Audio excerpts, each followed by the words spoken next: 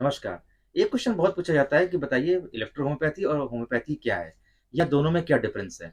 तो देखिए दोनों में काफ़ी डिफरेंस है। सबसे बड़ी बात अगर हम बात करें तो सिद्धांत की है, जिसमें होम्योपैथी का सिद्धांत है सिमिलिया सिमिलिबस क्युरेंटर और जबकि इलेक्ट्रो होम्योपैथी का सिद्धांत है कॉम्प्लेक्सा कॉम्प्लेरिक्स और क्युरेंटर।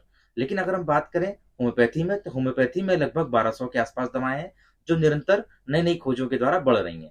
लेकिन अगर हम बात करते हैं इलेक्ट्रो होम्योपैथी की तो उसमें केवल और केवल 38 दवाएँ हैं। होम्योपैथी की अगर हम बात करते हैं तो होम्योपैथी की जो दवाएँ होती हैं वो बनती हैं प्लांट, एनिमल, मिनरल्स, मेटल इन सब चीज़ों से। लेकिन अगर हम बात करते हैं इलेक्ट्रो होम्योपैथी की तो वहाँ पर केवल दवाएँ बनती हैं नॉन पॉइज़नस प्लांट्स से, ठीक है? अगर हम बात करें होम्योपैथी की तो होम्योपैथी की दवा को बनाने के लिए हम जो उसमें यूज़ करते हैं मेडिसिन जो बनाते हैं उसमें यूज़ करते हैं अल्कोहल का। लेकिन अगर हम बात करते हैं कि जब हम इलेक्ट्रो होम्योपैथी की बात करते हैं तो वहाँ पर निर्माण में यूज़ किया जाता है या तो रेक्टिफाइड स्पिरिट का यूज़ करते हैं या फिर डिस्टिल वाटर का यूज़ करते हैं। होम्योपैथी जो होती है उसमें पेशेंट के सारे इस लक्षणों को लिया जाता है, उसको कलेक्ट करने के बाद एक सिंगल मेडिसिन दी जाती है।